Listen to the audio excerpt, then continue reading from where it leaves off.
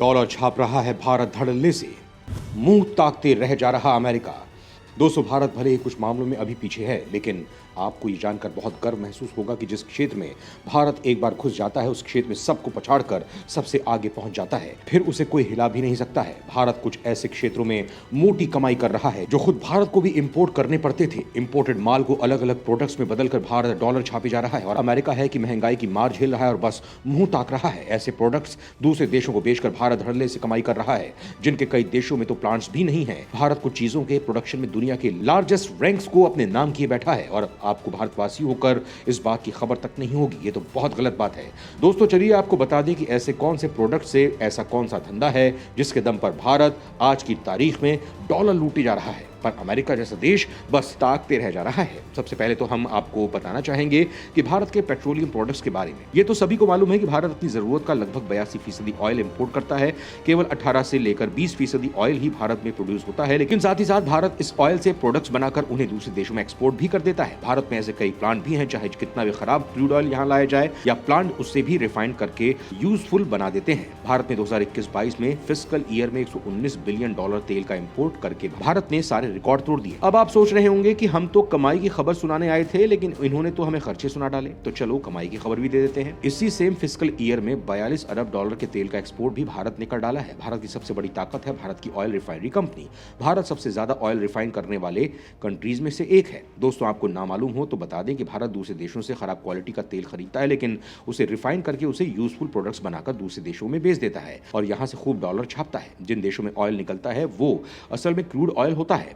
उसे इस्तेमाल करने के लिए उसे रिफाइन करने की जरूरत पड़ती है। कुछ देशों के पास ऑयल को रिफाइन करने की कैपेसिटी या तो है ही नहीं या बहुत कम है, लेकिन भारत इस मामले में बहुत आगे है। भारत में गुजरात के जामनगर इकोनॉमिक जोन में लोकेटेड जामनगर रिफाइनरी कॉम्प्लेक्स इस पृथ्वी पर मौजूद सबसे बड़ी ऑयल रिफाइनरी है। खैर, इसके बारे में आपको ना मालूम हो, लेकिन भारत के पास दुनिया की सबसे बड़ी ऑयल रिफाइनरी है जो क्रूड ऑयल को रियल ऑयल में बदल देती है। इसे de facto petroleum hub of the world भी बोला जाता है। ये रिलायंस इंडस्ट्रीज की कंपनी है। ये एक प्राइवेट सेक्टर की कंपनी है जिसका भारत की इकोनॉमिक्स को स्टेबल रखने में बहुत बड़ा योगदान भी है। भारत के प्राइवेट सेक्टर में company highest income tax payer भी है। इसकी खासियत यह है कि घटिया से घटिया ऑयल से भी बेहतरीन प्रोडक्ट्स निकाल सकती है और उसे एक्सपोर्ट भी करती है। भारत के टोटल एक्सपोर्ट में 20% से भी ज्यादा इसका योगदान है। भारत के बड़े पेट्रोलियम प्रोडक्ट्स और केमिकल्स का ओएनजीसी और ऑयल इंडिया का भी इसमें अच्छा योगदान रहता है। 200 क्रूड ऑयल से कई प्रोडक्ट्स बनते हैं, जैसे diesel, gasoline, aviation turbine fuel, jet fuel, LPG, heating oils, kerosene आदि। कई तरह के केमिकल्स भी क्रूड ऑयल से बनाए जाते हैं और एक्सपोर्ट कर दिए जाते हैं। भारत से ये chemical Indonesia, Netherlands, South Africa, Brazil, Congo, France, America और चीन जैसे देशों में एक्सपोर्ट किए जाते हैं। दोस्तों, ये तो हुई बात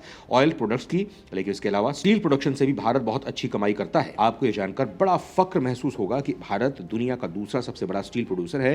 हर साल Bharat 120 million ton steel produce करता है। स्टील इस समय दुनिया की सबसे बड़ी जरूरत है। बहुत सारी इंडस्ट्रीज का और बहुत सारे व्यापारों का रॉ मटेरियल है स्टील, और विश्व में केवल 64 देश ही स्टील प्रोड्यूस करते हैं, जिनमें से दूसरे नंबर पर है भारत। दोस्तों, भारत के डॉलर छापने में सबसे बड़ा हाथ है पेट्रोलियम का, स्टील का और साथ ही जूट इंडस्ट्री का भी। भारत जूट का लार्जेस्ट प्रोड्यूसर है। दुनिया में जूट की डिमांड तो बहुत है, लेकिन बहुत कम देश इस डिमांड को पूरा कर पाते हैं। भारत दुनिया में रोज जूट की डिमांड को पूरा करने में 50% योगदान देता है। यानी जिन इंडस्ट्रीज का रॉ मटेरियल जूट है, उन्हें भारत की बहुत ज्यादा जरूरत है। ग्लोबली भारत की भागीदारी 50% है इस मार्केट में। भारत इससे ज्यादा रॉ जूट भी प्रोवाइड कर सकता है, लेकिन खुद के जूट प्रोडक्ट्स बनाने के लिए भी भारत को जूट की जरूरत है। इसके लिए भी भारत ने बहुत बड़े सेक्टर्स, ग्लोबली जितने भी जूट बोर्ड प्रोड्यूस होते हैं, उनमें 40% भागीदारी अकेले भारत की है। भारत के अलावा बांग्लादेश, चीन और थाईलैंड जूट के सबसे बड़े प्रोड्यूसर हैं। दोस्तों, भारत जूट का लार्जेस्ट प्रोड्यूसर है, लेकिन लॉजिस्टिक्स एक्सपोर्ट नहीं है। जूट का लार्जेस्ट एक्सपोर्टर बांग्लादेश है। बांग्लादेश की नेचुरल फर्टाइल सॉइल, मिट्टी की वजह से वहां प्रोडक्शन ज्यादा होता है, लेकिन ये देश उतना बड़ा नहीं है।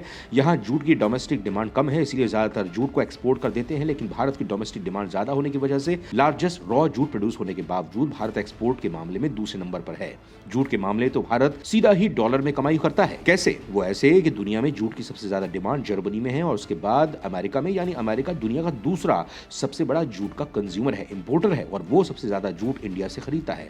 Bharat USA, UK, Australia, Belgium, Egypt, Germany, Italy, Japan, Saudi Arabia और टर्की को जूट एक्सपोर्ट करता है। इस मामले में अमेरिका चाहकर भी भारत को पीछे नहीं छोड़ सकता, बल्कि भारत अगर इस मामले में पीछे रह जाता है तो उसे यूएस को ही नुकसान उठाना पड़ेगा। तो दोस्तों, भारत जहां से सबसे बड़ा डॉलर छाप रहा है वो है ऑयल प्रोडक्ट्स, स्टील और जूट। अब भारत का फोकस सबसे बड़ा हाइड्रोजन फ्यूल एक्सपोर्टर बनने का भी है। दुनिया में इस समय जो हाइड्रोजन फ्यूल प्रोड्यूस किए जा रहे हैं वो ज्यादातर ग्रे और ब्लू हाइड्रोजन है, लेकिन भारत उन देशों में सबसे आगे है जो ग्रीन हाइड्रोजन फ्यूल प्रोड्यूस कर पा रहे हैं, जिसकी डिमांड अब मार्केट में बहुत ज्यादा बढ़ने लगी है। इसके अलावा भारत जेम्स यानी जो कीमती पत्थर होते हैं, ज्वेलरी का भी बहुत बड़ा प्रोड्यूसर है। भारत से सबसे ज्यादा जेम्स और ज्वेलरी यूएई और चाइना को एक्सपोर्ट किए जाते हैं। बात अगर एग्रीकल्चर सेक्टर की करें तो भी भारत कम नहीं है। भारत शुगर का भी लार्जेस्ट प्रोड्यूसर है और लार्जेस्ट एक्सपोर्टर भी बन चुका है। इसके एक्सपोर्ट में एक बहुत बड़े लेवल पर इंक्रीज देखा गया है। 2017-18 के फिस्कल ईयर में भारत में 6.8 लाख मीट्रिक टन शुगर का एक्सपोर्ट किया गया था, लेकिन अगर आप 2021-22 के एक्सपोर्ट सुनोगे